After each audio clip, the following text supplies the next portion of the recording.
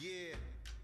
What's going on, Denver? What's going on, Metro? We're here live in the studio for the Get Right Mind Body podcast. I'm here with my co-host Leo. What up, guys? And we got a very special guest today. We got Nick in the studio. He's going to talk to us.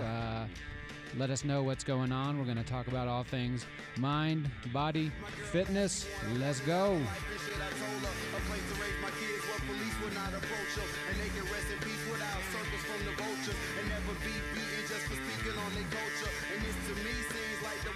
All right, what's going on, gentlemen? Nothing much. Not too much. Yeah. Cold outside. Yeah. It is cold outside. Another cold day in Colorado. I think this is maybe the coldest winter I've experienced here. Coldest I have. My second winter. Nick, how long have you been here? This is my second year in Colorado, so Yeah, so this is my fifth, and I think it's the coldest on record. My first, I actually moved here. I moved here on August 31st, and exact date, huh? yeah, and on because it's like Halloween, right? What? Right? Did I say August? No, October. August. Sorry. Yeah, exact date, but completely wrong. Yeah. Yeah, on October 31st, and then I started working at this German Christkindl market like November 1st. And I had to work there 30 days in a row. I got paid $100 a day, open to close. It was outside, and I just moved here from Georgia. I lived in Georgia 20 years, and so I just moved here, and it was freezing. Right. Yeah. Outside every day. I'm from New Jersey, so it's actually a little bit warmer here than Jersey. Jersey like lasts forever. Really? Like the snow, if it snows it for 2 weeks straight.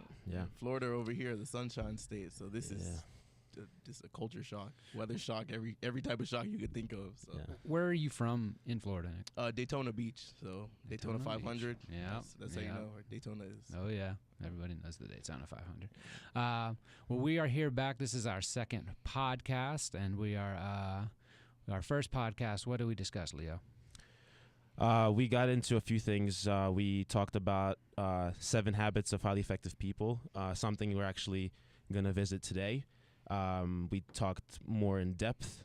More like overall picture of the 7 habits. Today we're going to actually dive into habit 1, among other things.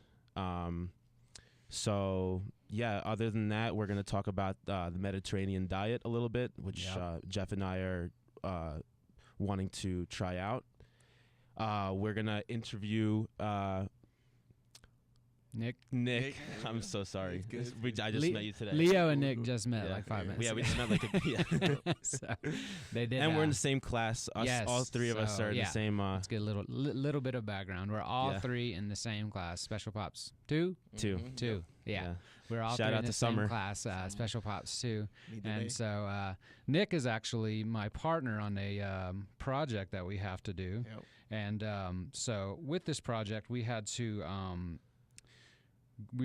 we had something due, and we didn't realize it was due. And it's me, Nick, and a girl from our class named Emily. And so I had written down both of their numbers, and I texted Nick, and I was like, "Hey, I'm in the computer lab to work on the project. I think we have something due." And when he got there, he's like, "Let's text Emily so that she's in the loop."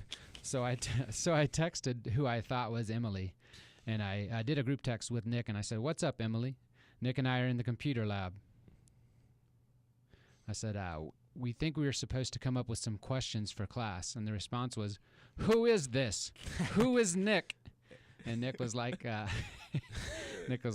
"We're in your group in Summer's class." And the response was, "Who do you think I am?" Hey. And so I was just like, I looked at the texting, but What did you text? Some random ass person? Yes, I texted a random ass person. So I realized I just switched like one digit and then figured it out and like got the correct person in the group text. Then like I got a call and it was from the number, and I was like, what is going on? Because I don't know about you guys, but when I get a call from an obvious wrong number, like I'm just like whatever. Like I don't Yeah, invest.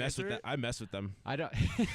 I answer it. Yeah. Well, but I don't invest emotionally into the said call. But yeah. So I answered the call, and she was like, "Who is this?" And I was like, "This is Jeff." And she was like, "I don't know you." And I was like, "Well, why are you calling me?" And then I just hung up. Like, what am I supposed to do? Yeah. Yeah.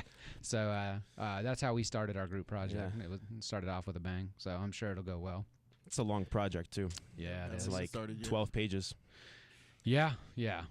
We realized we were behind the gun. Yeah, I that started morning. yesterday. It's Started in chaos. Yeah. So we got a lot of work to do. we got an extension though. We do got an extension. Yeah. So So, that'll help. Yeah, yeah. that'll help. So yeah, we last time we talked. Oh, Leo, I wanted to ask you something. Okay. So because Shoot.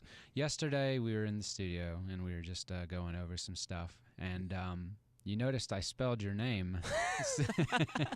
So Leo's first name is Leonid, correct? Sort of. What is it? Leonid. Leonid. Yes. Excuse me. And where are your parents from? Well, or what's the origin? Ukraine. I'm from. Ukraine. I was born there too. Oh, okay. So Yeah. you were from the Ukraine. Yes. So your name's Ukrainian. Ukrainian, Russian. It's like Okay. common to a lot of Eastern European Okay. countries. Yeah. And so is it a family name? It was my. What, you're talking about my first name First or my name. last name? First name. Well, yeah. I mean, it's a very common Russian name. Oh, is it? Okay. My great grandpa was named Leonid Okay. too. Yeah. And yeah. So your last name is Kopp, K-O-P-P. Yes. And you noticed like I spelled your name because we have to fill out this form every day after we leave the studio, and I put Coplet on it. Yeah. You're like, what is that? And I was like, it's your name. That's been running for 3 semesters in your Yeah. mind. So I thought your name was Coplet this whole time. I don't know. I think I just got confused by your name. But I meant to ask you, like, how old were you when the movie The 300 came out, and did that impact your life? Or how much did it impact your life?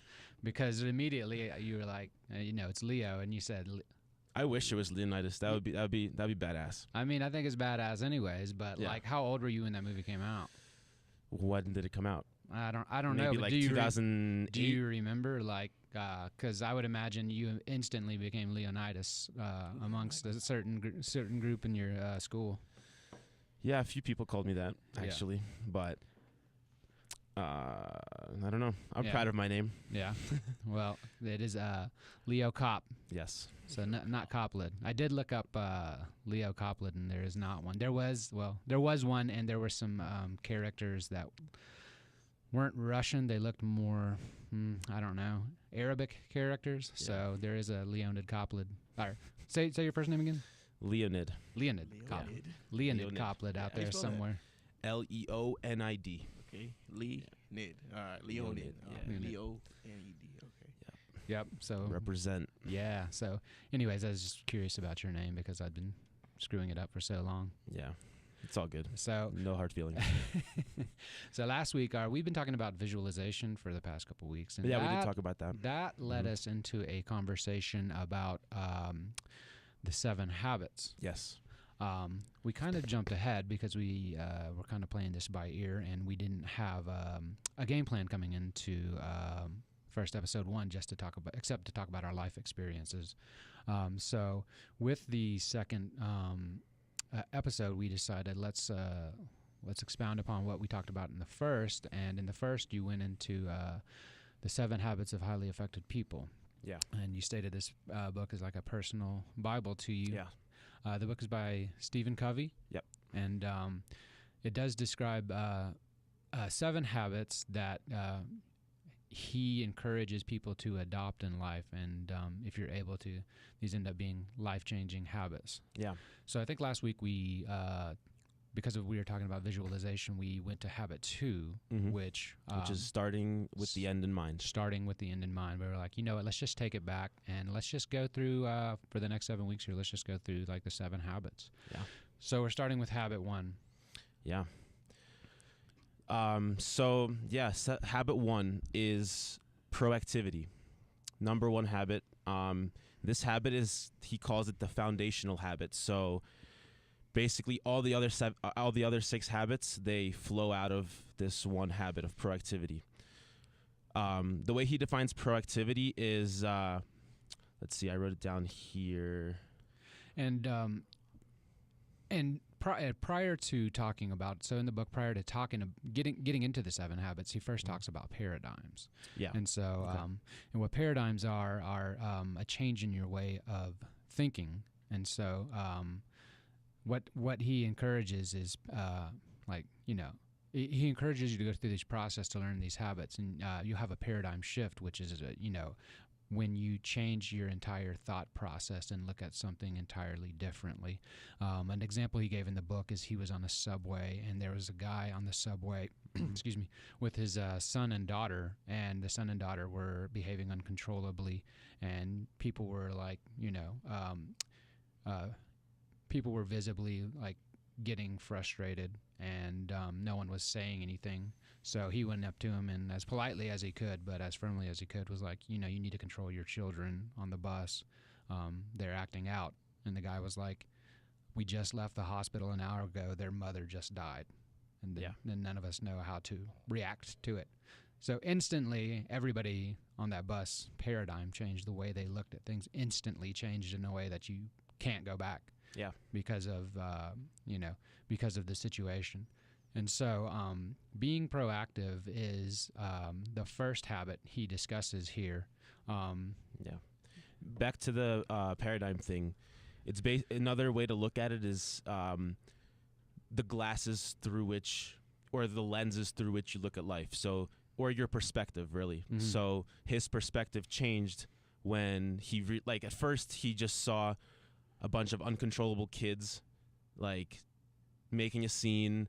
The parent wasn't taking control of them, whatever. He was just letting it happen, disturbing everybody else. Uh-huh. But once he found out that one detail, his whole perspective changed. So that's why he talks about paradigms and how he relates the paradigms to all the other habits is you need to change your way of thinking in order to become a successful person, because mindset precedes action. Mindset, a good mind, the correct mindset is the key to a successful, effective life. So that's really the entire point of this book. Right. And so one thing he says, I am a product of my circumstance, or I am not a product of my circumstances. I am a product of my decisions. And so living a proactive life and taking on that mindset, you're really, I think, you're really setting yourself up for success in life. And we have Nick here with us. He's not here just to admire Leo and I's beards. I'm interested in what you guys are talking about. Yeah, but we wanted to bring him and give us a little bit of insight.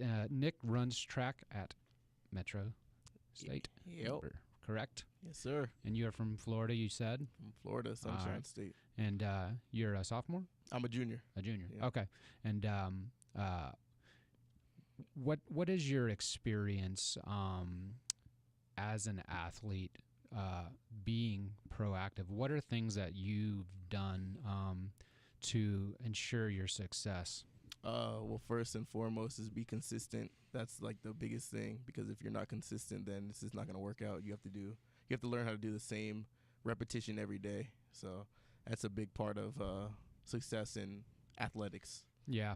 And this goes into personal life, making lists, making lists, and it doesn't have to be something written out. It could just be something in your head, but to be able to have an idea prior to your next day starting, especially, I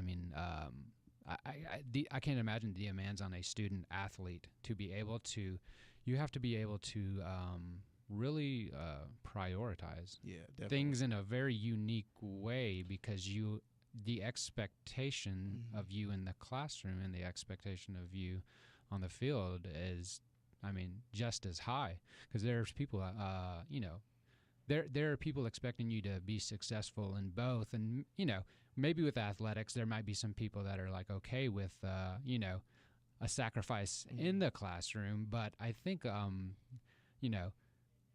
think back home, people are rooting for you to succeed as a person overall. And so if you don't make the grades, and if you're not able to prioritize what you have to do in the classroom as well, I'm sure it can be you know, the struggle is going to be so much more for you. Definitely, yeah, that's like a big struggle if you're doing well on the track or in your athletics, but you're not doing good in school, so that leads to you being ineligible to compete. So that's just like a big barrier because you're gonna tell your family, "Oh, I can't compete because my grades are bad and I failed this class or that class when I could have got a tutor to help me." It's just you just have to be accountable for yourself. Do you have you had how challenging is it for you to make your grades? Are you good at school, or is school something that doesn't come naturally? Are you natural athlete, I assume, or is So I'm pretty also- good, pretty decent at school. I would say I'm like a B minus. Athletics, I'm pretty decent also. Yeah. So it comes hard for me, but I just ask for help. So I'll just get tutors. I know after my freshman year, I didn't ask for help, and I actually went to school in Iowa my freshman year. So when I okay. transferred here, they didn't bring my GPA, but they brought my credit. So my GPA wasn't that good. It was like a 2.5, I think, something like that. What is the requirement? So it's like a 2.7. Okay. Yeah. And if you drop below that, Then you'll be on like a academic watch. really? Yeah. Okay. So All right. And how common is that? pretty common, unless you're like an art major, then something easy. Something, I don't know. But. Yeah, I mean, I'm sure a lot of people struggle with it. Like, what are the demands as far as like practice? Like, what time do you wake up? So right now is the season. You're in season. In season, we're in indoor season, so we have outdoor season also. So. Right. So when is indoor season? It starts we start practicing in August, like training, and then our first competition is in December. So You start training in August, and Yeah. the first competition's in December. yep. So Wow. it's like a yearly thing with track. It's a yearly because we have Wow. indoor yeah. and outdoor. Yeah, so. I guess I didn't think about that. Yeah. So it never stops. You don't want to lose your like results that you get, so you Yeah. have to constantly keep at it. Definitely no spring break at all. Nothing. Yeah. What time do you get up to start training in the morning? Ooh. So we have practice at 8 a.m. Okay. So we have to get up. I get up around 7 o'clock. I have like a little breakfast sometimes, Uh-huh. and I'll be at practice at 8. Are you strict with your diet at all? Very strict. Really? Very strict. What do you eat before you train? So in the morning I always have an egg sandwich, and I use green peppers. I eat garlic, 1 clove of garlic. Uh-huh. That's really like good for your body. Then I have Keeps those Florida mosquitoes away. too. Hey, yeah.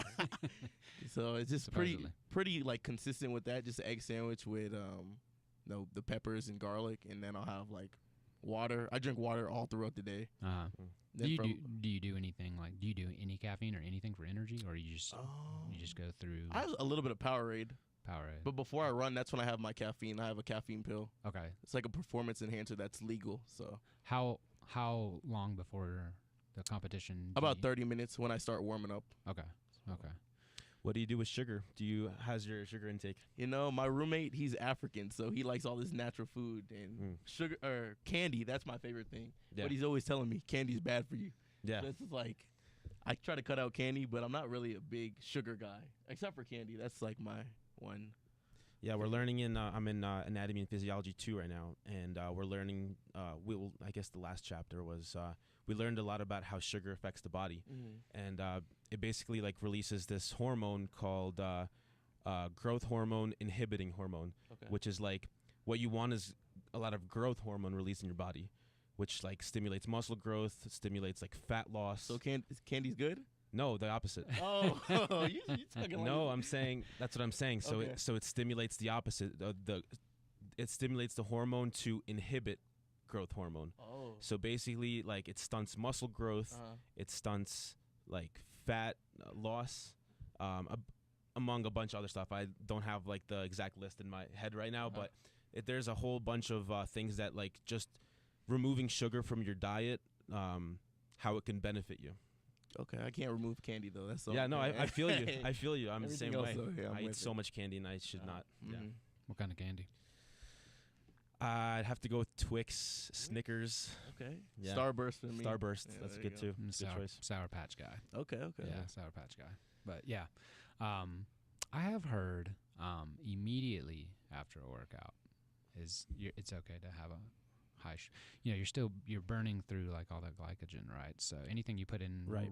it's like a burning furnace, right? Mm-hmm. Right after a workout, you can just like put it in, and it just kind of it just gets used immediately because you don't have any glycogen stores left, right? So that's true. I have heard that. Yeah, And so I think it's just a matter of moderation and a matter of like timing, like you said, like Definitely. after the workout.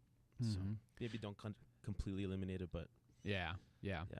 Well, we're gonna try. So we've decided we were going to do a 30-day challenge because we both meditate and we're both exercise science majors, so we can talk about the mind, the body a little bit of experience there. But as far as nutrition, besides taking nutrition last semester, like I don't know much about it. Yeah. Just a basic understanding. So we figured what we would do is a 30-day challenge, and so we've picked the Mediterranean diet. Mm-hmm. Okay. What do you know about the Mediterranean diet, Leo? Well, I did a little bit of research. I'm not 100% familiar on it, but what I know now is that there's a lot of health benefits, like anti-inflammatory benefits, like for the body, because like our modern society, there's just every single stimulus we have from the outside is just creating more and more inflammation in our body, and which inflammation is good. It's a good thing, but having too much of it destroys the body. So it reduces inflammation, which meaning it has like antioxidant properties. It keeps your blood sugar level like stable. So instead of like having huge spikes, say when you eat like a simple carb, you get like a huge spike in insulin. And so if that's pretty much what, like too many insulin spikes throughout the day, it pretty much leads to diabetes. So it's a big factor in reducing diabetes. Yeah. What else? It's good for cognitive ability. So like a lot of people with depression or anxiety. Just to clarify, it is not eating at Olive Garden on a daily basis. That's what I thought. I'm from the South, so I don't know what Mediterranean is. It's big in Mediterranean countries. Yeah, that's how they eat naturally. So yeah, it's a big reason why they're like fit. Like say, like I went to Israel and like everybody. I did not see one fat person. Like literally not one. Yeah, it's just they're just super active. Their diet contributes to it. If you regulate sugar, you can like cut down on processed foods, and you live in an active lifestyle. I think most people can maintain their weight. Obviously the problem in the United States is sedentary lifestyle styles, right. Processed food, caloric intake. But yeah, I'm interested to see how it'll work out. Have you tried anything on it? I've tried certain meals from the like I found an article for I think it was Live Well. Livewell.com. Whatever website it was, but they give a few recipes, and so I tried one of the recipes. But no, I haven't actually like been consistent with it, which is what we want to do for 30 days. Yeah. So we're gonna track our progress in it, so you can keep up with that on social media. We'll find out what it's all about. I guess I think that's the best way to do it, because when I'm curious about a diet or something like that, some kind of lifestyle change, I'm less interested in like the book than I am like reading a testimony of like somebody that's been through it, of like, because that's how you really find out about it. So that's kind of what we'll be doing, is like a live testimonial, and we'll be working our way through the diet. So hopefully we can inspire some of you listeners to I'm inspired already. Maybe not necessarily the Mediterranean diet, but taking this whole proactivity thing that we were talking about into account. Like, it's basically subordinating values and goals to feelings. So if you don't feel like eating if you don't feel like eating up to par with the diet, whatever you planned, like that's the whole point of proactivity. You subordinate your in the moment feelings to the diet. So, and I think this is going to be a good exercise in me, just in proactivity, just in being able to meal plan. Yeah. Because I'm terrible about like I am too. Just leaving the house with absolutely nothing, no game plan, and then just being like, what's around me, and it's generally bad. This morning it was I did go with the egg white So, the egg white delight at McDonald's. Oh, I don't know not if that's McDonald's. The last it's at part McDonald's. I don't know. I don't know if it's any healthier because it's an egg white, but I assume it's not. Yeah, it was terrible. But it was I bet like 80% of the eggs isn't real. Your stomach's gonna feel it later. Watch. possibly. Yeah, possibly. So it's going to be a nice change for me. I'm looking forward to it, and I'm enjoying it. Yeah, I'm gonna enjoy I'm gonna embrace the change and the struggle. Yeah. and see what happens. You know, the only thing I go to McDonald's for now is coffee because they have that Coffee $1. is so good. It's terrible. I think I don't know it's what you're good. talking about. No, I think it's terrible, but it's cheap. It's any size for $1. So. I went to Starbucks one day, I went to McDonald's in the morning just to get a coffee, and then at lunch I met somebody at Starbucks, and I had the coffee back to back, and the McDonald's coffee was so much better. I swear. Weird. Nah, I swear. I also worked. Can't agree. I worked at Barnes & Noble in the Barnes & Noble Cafe for years and served Starbucks coffee for years. So it always just tasted nasty to me. You have to doctor it up. Pretty much with coffee, there's column A and column B. Column A is I can drink it black, and column B is I can't, and I have to put something in it. And McDonald's is actually column A, surprisingly. Okay. But Well, Starbucks, that's good for you. I mean, it's $1, so it is $1 any size. any size. Yeah, any size drink, Yeah. $1. So I guess I won't be going to McDonald's for the next 30 days, so that's a good thing. There we go. Hopefully, it'll inspire you to continue on after. Yes, exactly. Oh, I wanted to talk to you about this, Leo. So we both meditate. Maharishi. For those Maharishi. Actually, Okay. do you know Nick- Maharishi? My grandpa's a meditator, so. There you go. Transcendental. Yep. Yeah, that's what I do. So Sick. so that's awesome. So that's what Leo does. Leo does transcendental meditation, and I do mindfulness meditation. Maharishi, by the way, is the guy. He's the yogi that brought transcendental meditation, which is kind of the technique he coined. It's been done, this technique, for like thousands of years, but it wasn't called transcendental. But he kind of brought it from the east to the west. He's responsible for like the transition from the east to the west. He trained the Beatles. Yeah. The Beatles did transcendental meditation. A bunch of people like what's his name? Seinfeld.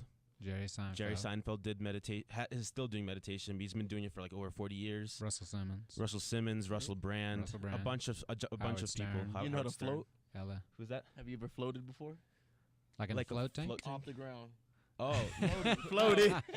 No. no, that's but he that's can't high, be- that's high High up in level. the- Yeah. Okay. He Have you can't- seen he- your grandpa do that? No, he hasn't done it, but I've seen some meditators do it. It's. I saw pretty videos crazy. of it. I don't know if I believe it, but I mean it's probably true. I mean, I believe All I it. can I've say seen is it helps. Yeah. Like it's made an immense change in my life. Like Mhm. meditation's been wild. Can you bend a spoon with your mind? I can. Well, damn. Why are we meditating? Hey. Right. Why are we bothering? Yeah.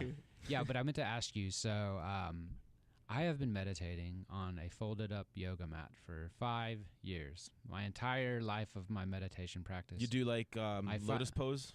No, I don't do lotus pose. I do traditional with the hands clasped in each other, thumbs together below the navel. Transcendental, you just sit in a chair. Just sit in a chair. Yeah. You don't. Or better. You don't go elbows out for breathing. No. They say just put your you put your hands on your thighs. Yep. Just sit in the chair, close your eyes. That's it. So my practice, basically, you're supposed to sit with your spine straight, as if your head is on the top of a pole that you're trying to keep straight. Straight spine, and you can do the traditional pose, which is hands clasped together, thumbs together, elbows out. The important part is elbows out, but you can also do hands on your thighs, like you were describing. But and if you didn't know, it's the same position, elbows out, and it's to be able to, so you don't have restricted breathing. Because early in the practice, or what I did this morning, you do diaphragmatic breathing, deep breathing from the diaphragm, and you can use a visualization where you're like filling a vase full of water, like you're filling the bottom of your lungs first, breathing in and breathing out.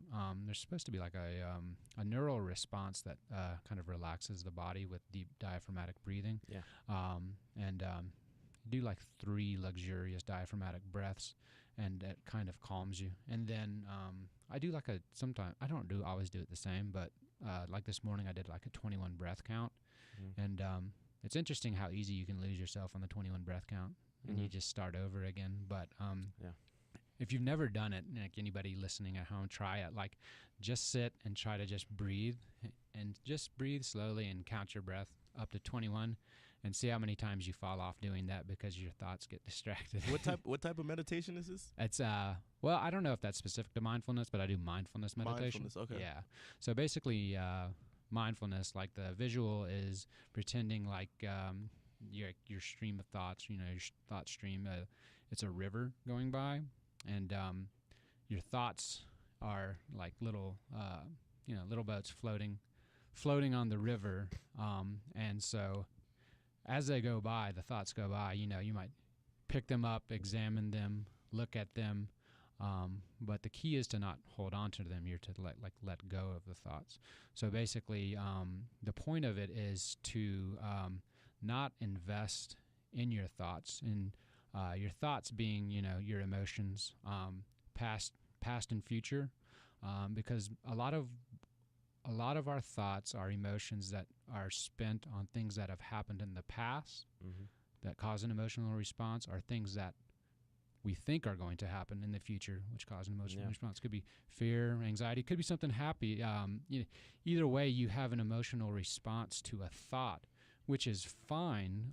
The point is to accept the emotional response, but not latch onto and become the emotional response. Yeah. So to be the witness of it. Exactly. So instead of saying I am angry, instead of identifying with an emotion, you're supposed to say there is anger. Anger exists, and it's okay for anger to exist.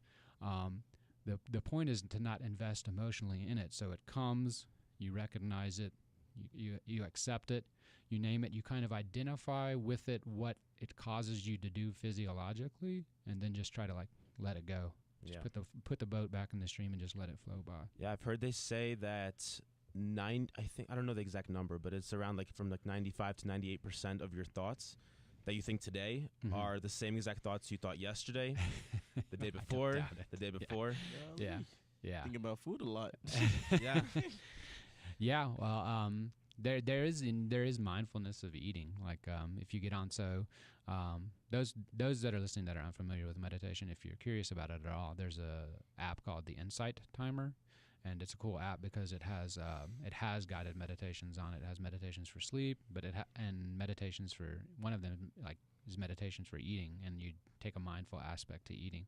But the app is also cool because it is originally it was just a timer that you use to meditate, and it would track your meditation, and then they added a social aspect to it so that there's a social media aspect to it, and then they started adding different courses and different podcasts and things like that to it. So I'd highly recommend that for anybody that is interested in meditation.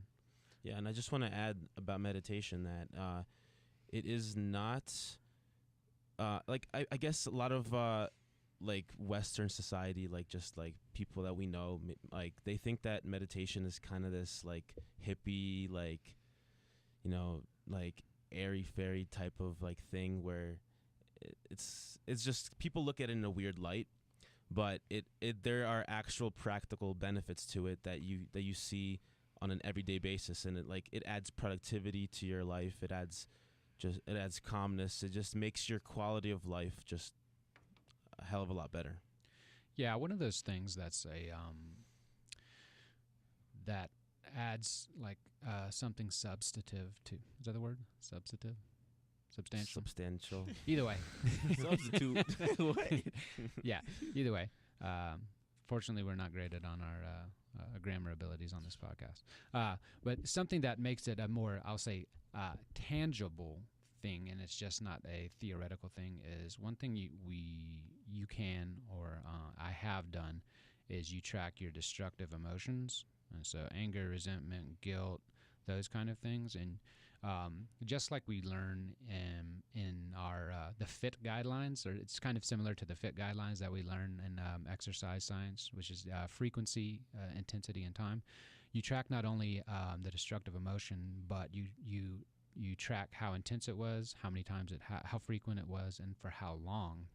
And so, if you do this over the course of 6 weeks, you theoretically you should notice a drop in your overall score of your of those negative thoughts, and you should, there's like even just like anger, for instance. There's frustration, and then frustration escalates to you could be frustrated, but then you get irritated, you get angry, and then eventually you're in a state of rage. So, like, for someone that's like in anger management, the progress for them on paper would be, a decrease either in the frequency, the intensity, or the time of their periods of rage. And I guess the point would be to not have any moments of rage, because rage is like anger put into action, into like a violent act, like breaking something, hurting something, punching, kicking, running somebody over. That counts. Running someone over, shit. running someone over with a car. Turning anger into an act. It quantifies it as rage, I think. And if you track your destructive emotions over a period of time, you should see a decrease in the destructive emotions the more you meditate on them. And once again, it's because what you're doing is you have the emotion, and you recognize that you have the emotion. So instead of reacting to it, which is just a thoughtless, there's no thought involved in a reaction. Like the emotion happens and you just instantly react. But a response requires a thought. So instead of reacting to the emotion, you respond to it. So it gives you a little bit of ownership over, your behavior, and how you choose to respond to the emotion is completely in your court. Yeah, what you just said was actually a big part of habit 1 for 7 habits of highly effective people. So in habit 1, he goes into the concept of between stimulus, which is what happens to you, and response, there's the ability to choose your response. And he goes into like there are like 4 human endowments, which are like 4 human born rights, which every person has, but maybe some people's are dormant. So they are. Sorry, I have them written down here. That's okay. So they are self-awareness, imagination, conscience, and independent will. So in that space between stimulus and response, there's that space to choose your response. Say it one more time. In between stimulus, Yeah. which is what happens to you, Right. and response, which is the automatic response you were just talking about with like the rage. It's kind of like you get angry and then you act out, and it's almost like you're an animal at that point. Like Sure. that's how animals behave. Like a monkey, for example, like they become angry, so they attack their whoever they're angry at. Right. But the thing about a human being is that the thing that separates us from any other animal is that we physiologically and I guess psychologically have the ability to choose our response. So in between the stimulus and the automatic response, which we also have because we are animals, we have the ability to choose our response. Right. Exactly. I mean, that's why, the term mindful, like if you look at the opposite of it as being mindless. So, Yes. It's, And animals are mindless. right. And we are also able to be mindless. Some people, yeah. Some people are Some people are completely mindless. I know So a bunch of mindless people. back home. Yep. Yeah, me too.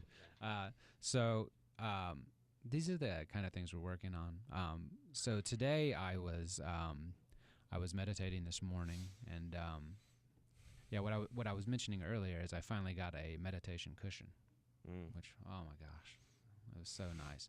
To be able to meditating on a yoga mat is. Remember I told you a couple weeks ago how my legs were like they were like cramping on me, and Mhm. like how much of a struggle it was, and struggle on my back, because I've been meditating on this super thin, just folded up yoga mat. So now I actually have a meditation cushion, which it's taken me 5 years to buy because it was $40, and like I know, I just couldn't see myself spending $40 on a yeah, right. So couldn't see myself spending $40 on a cushion, but I had a 25% discount at the store, so I finally invested in it, and it's so nice. But I was meditating on it this morning. I was doing a 30-minute meditation, and it was helping me work through sometimes in the morning. I think which I learned last semester in the stress management class is your cortisol levels are way higher in the morning, and cortisol is a stress hormone. So sometimes in the morning, I think my destructive emotions are higher. I mean, it's probably just, it's not hard to think about because your whole day is ahead of you. And if you have anything going on, you immediately probably have anxiety. If you have multiple things going on, you have, you could have anxiety over multiple things. But I was doing my meditation, and it was helping me. I was using a visual of breathing in, and when you breathe, like you breathe in when you have the thought, and when you breathe out, you imagine it like a child letting it go, like a bunch of balloons. Just letting the thought go. And that visual is really strong and really helped me this morning. And so that's one thing you can do, or also a technique called rising and falling. So as you're trying to meditate, you're not trying to not think, because that's not normal. You're just trying to not get emotionally invested in your thoughts. Yeah. So as the thoughts come, you breathe in and you say rising, and like in your head, and then you exhale falling, and you try to just let the thought come and go like that.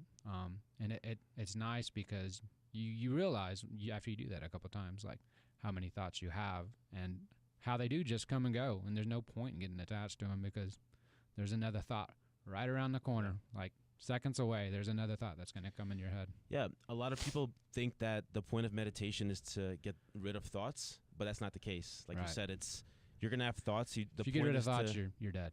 Exactly. Basically. Or if you suppress them so much, you're going to become like a zombie. Yeah. Or just stupid. Yeah. Yeah. So the point is just to not get thoughts are a attached. reality. Yeah. It's not to not think. Some people sit down and meditate, and they're like, I can't stop thinking, and it's like, well, you're not supposed to. That's fine. Stop thinking. It's how you handle those thoughts and your sense faculty and your emotion, how you respond to those is what you're working on. Yeah. But I was 28 and a half minutes into my meditation, and my dog, I have a lab beagle, and he looks just kind of like a lab puppy, but just because he's beagle, he has like probably 5 times over the past 3 years let out a howl, and it sounds so funny because he doesn't do it often, and so he struggles when he does it. It sounds like a car trying to rev, but like sputtering out. And like I was like 28 and a half minutes into my meditation, he started howling, and I just broke out, just laughed, and completely fell out of the meditation. But it was so nice because I'm like, you know what, 28 minutes of meditation, just like literally laughing really heartily, like really hard. Like the value of laughter is it's priceless. One thing I learned last semester in that stress management class, which, have you guys had that? Yeah, yep. You've had. I had Summer as my teacher. Who was your teacher? I don't even remember her name. But she had a statistic, and it was that 20 minutes of laughter has the same effect on cortisol as 20 minutes of exercise, which I thought was pretty interesting and profound. So, don't try to be serious all day. You gotta laugh. All right. Well, so we are here wrapping up the podcast. Anything else we need to talk about? Anything going on, Leo? Yeah, we actually, me and you talked about this before the podcast. We're going to do a 30-day challenge, productivity challenge. So I actually have it written down on my phone, and I just want to say a few things about that. So a few keys that a few keys to this productivity challenge are a quote that he says: "Anytime I think the problem is out there,